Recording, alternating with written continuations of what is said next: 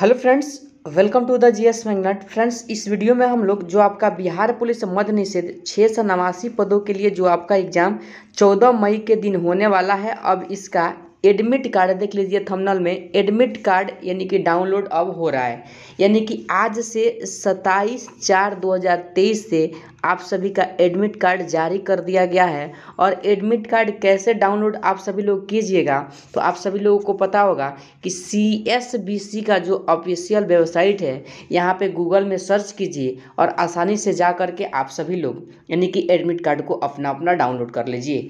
और कमेंट में हमें ज़रूर बताइएगा कि आप सभी लोगों का एग्ज़ाम किस डिस्ट्रिक्ट में पड़ा हुआ है, ठीक है।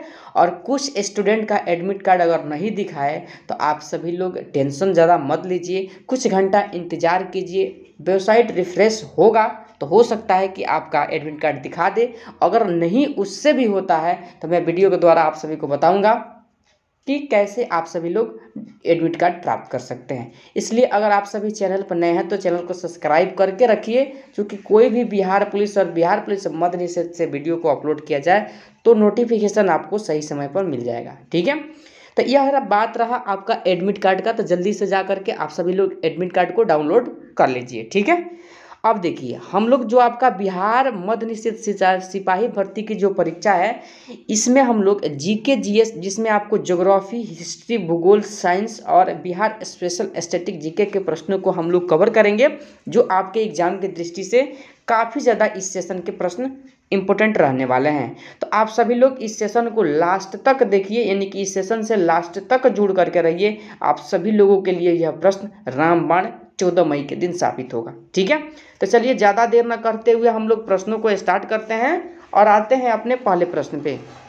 अगर आप सभी लोगों को वीडियो साफ नहीं दिख रहा होगा, यानी कि क्लियर नहीं दिख रहा होगा क्वेश्चन, तो अपने वीडियो के क्वालिटी को बढ़ा लीजिएगा 720 पर। कुछ समय के लिए, कुछ समय तक के लिए आप लोग अपने वीडियो की क्वालिटी को कर लीजिएगा, ठीक है।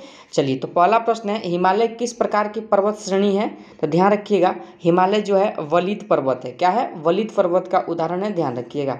अगला प्रश्न है 2 नंबर, भारत की सबसे प्राचीन पर्वतमाला कौन है? तो देखिए ऑप्शन नंबर डी को ध्यान रखिएगा, अरावली। इसका निर्माण हिमालय से पहले माना जाता है भूगोलविदों के द्वारा, ठीक है। और ये कहाँ है? तो राजस्थान। आप सभी लोग ध्यान रखिएगा। अगला प्रश्न है 3 नंबर, पीर पंजाल पर्वत श्रेणी कहाँ में स्थित है, मतलब किस राज्य में स्थित है? देखिए पीर पंजाल जो हो जाएगा जम्मू कश्मीर। आप सभी लोग ऑप्शन नंबर सी को ध्यान रखिएगा, ठीक है। चलिए अगला प्रश्न है आप सभी का 4 नंबर, शिव किला दर्रा कहाँ में स्थित है, मतलब किस राज्य में स्थित है? तो देखिए शिव किला दर्रा का अगर मैं बात करूँ तो आप सभी लोगों को पता होगा हिमाचल प्रदेश में स्थित है, ठीक है। दर्रा से प्रश्न पूछा जाएगा। देखिए लिपू लेक और नीति लेक और मन्ना दर्रा, आप सभी लोग उत्तराखंड का यह दर्रा है, ध्यान रखिएगा ऑप्शन नंबर ए, ठीक है। अगला प्रश्न है, थाल घाट किससे जोड़ता है? देखिए थाल घाट दर्रा जो है किससे जोड़ता है? तो ध्यान रखिएगा ऑप्शन नंबर ए, नासिक को मुंबई से जोड़ने का काम करता है। अगला प्रश्न है 7 नंबर, कार्डमोम की पहाड़ियाँ कहाँ में स्थित है, मतलब किस राज्य में स्थित है? तो देखिए केरल में स्थित है कार्डमोम की पहाड़ियाँ, ठीक है। अगला प्रश्न है देख लीजिए 8 नंबर आप सभी का, भारत में सबसे बड़ा नदी मुख किस नदी का है? देखिए सबसे बड़ा नदी मुख किस नदी का है? तो ध्यान रखिएगा ऑप्शन सी, हुगली नदी। क्या है? हुगली नदी को आप सभी लोग ध्यान रखिएगा।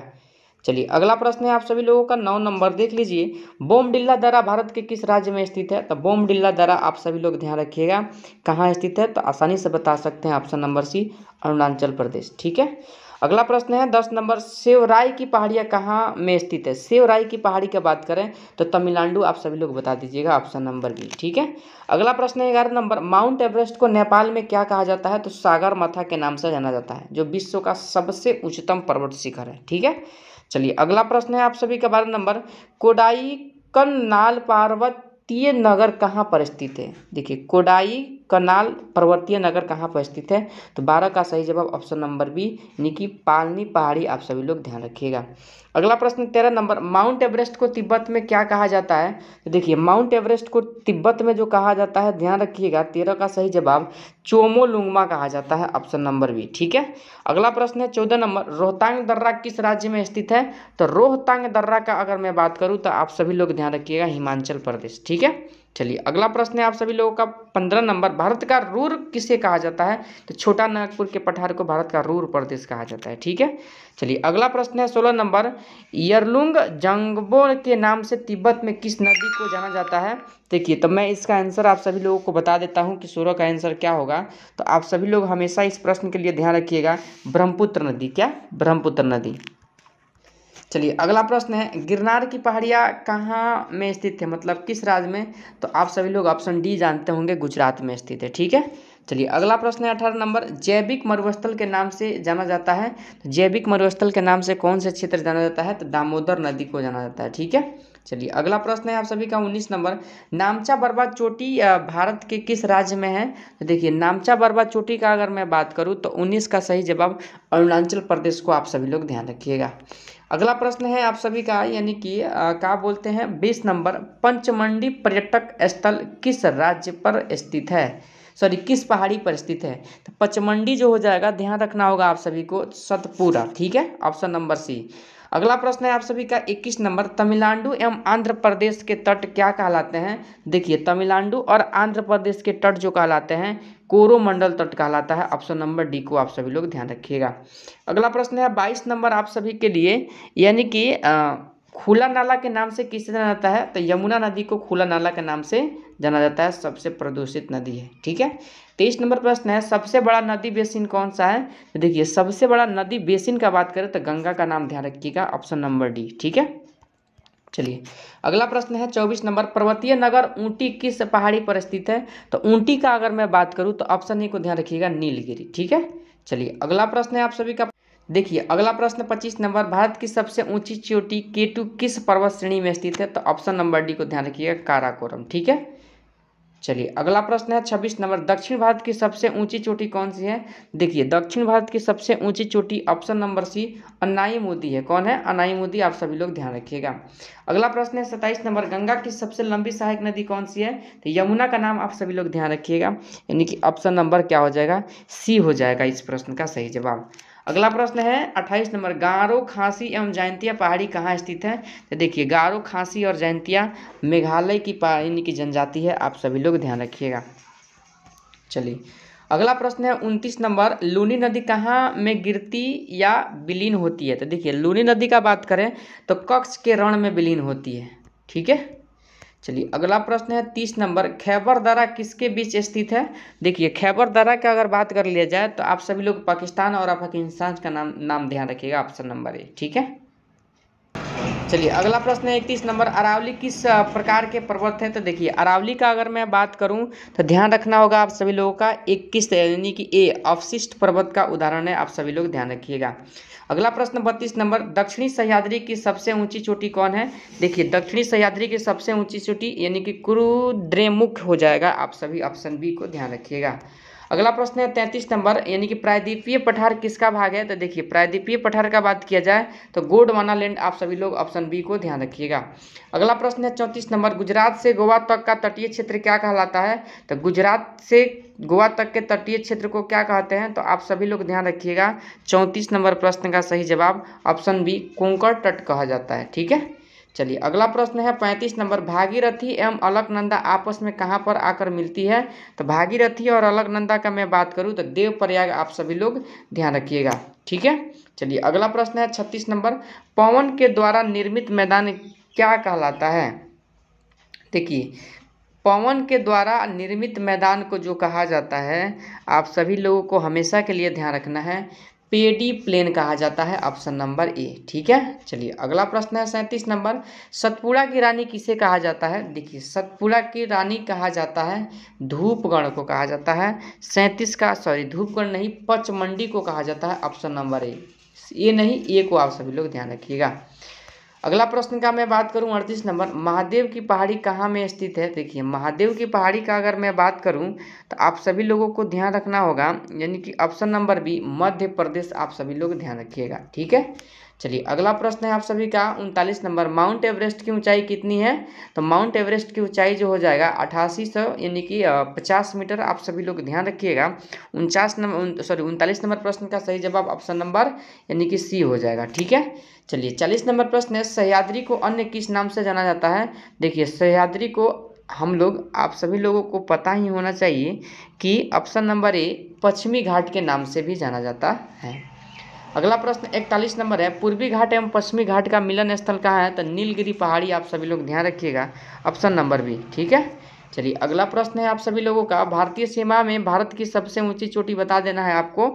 देखिए भारतीय सीमा में पूछा जाए ना तो कंचनजंगा बताइएगा, जबकि हिमालय के संदर्भ में क्या हो जाएगा, यानी गॉडविन अस्टीन को ध्यान रखिएगा। ठीक है, अगला प्रश्न है 43 नंबर, बांग्लादेश में गंगा को क्या कहा जाता है? तो देखिए बांग्लादेश में गंगा को जो कहा जाता है आप सभी को जानते ही होंगे, पद्मा के नाम से जाना जाता है। अगला प्रश्न है 44 नंबर, अरावली की सबसे ऊंची चोटी है? तो देख लीजिए अरावली की सबसे ऊंची चोटी गुरु शिखर हो जाएगा, ऑप्शन नंबर ए। ठीक, चलिए इंपॉर्टेंट प्रश्न है, देखिएगा प्रश्न फंसेगा। नाथुल्ला दर्रा कहाँ स्थित है? तो नाथुल्ला दर्रा का बात करें तो सिक्किम, ध्यान रखिएगा, ऑप्शन नंबर बी। ठीक, अगला प्रश्न है, फूलों की घाटी चमोली किस राज्य में स्थित है? तो फूलों की घाटी सीधा आंख बंद करके उत्तराखंड में लगाइएगा, ऑप्शन नंबर सी। ठीक है, चलिए अगले प्रश्न को देखते हैं।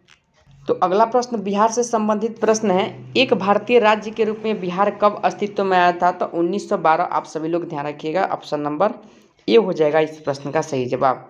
अगला प्रश्न का अगर मैं बात कर दूं 48 नंबर प्रश्न का, तो इनमें से किसने पहली बार यह व्याख्या की थी कि पृथ्वी को अपनी दूरी पर घूमने के कारण प्रतिदिन सूर्योदय और सूर्यास्त होता है?